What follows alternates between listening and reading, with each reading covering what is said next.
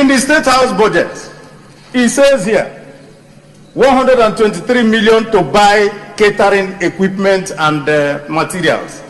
I don't know. Did they throw away the one they did last year? They spent 94 million last year to buy catering equipment. They're coming back again to buy another catering equipment. What are they doing in that State House that they're always buying catering equipment? I don't know. Something in the State House budget is even very, very funny.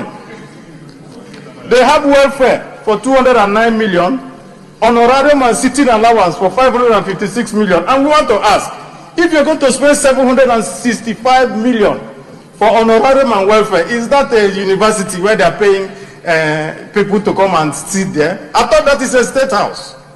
I don't understand this type of provision that is in there. So we must also ask ourselves, for those in that State House who were claiming that we in this National Assembly were buying vehicles, there's a provision for almost, how many? 5 BMW cars.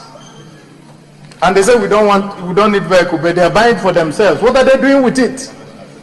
Of course, 5 Toyota Land Cruisers. That same place. And we're going around and asking. They're also buying computers and equipment. And we want to ask, every year, this our budget will come with computers. Now we have more than 200 million for computers. All computers, what are they doing with the computers? The one they bought last year, did they throw them away? And so that's why I said that the more things change, the more they look the same. And we want to know who is leading who here. And that's why I'm asking, Mr. Leader, I have seen your every good thing that you have written here. And you have to come back to come and tell Nigerians, this thing that you have written here, that this budget is designed to stimulate.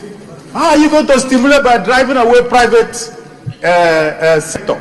You want to borrow 30% of this budget. Who will lend this money to you?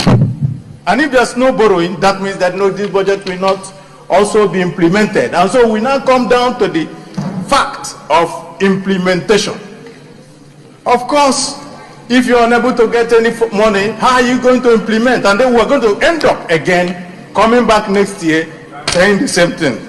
And so, Mr. President, distinguished colleagues, I've said again, and let me reiterate, I have seen nothing new in this budget. I have seen exactly the same thing that was happening last year. Thank you, Mr. President.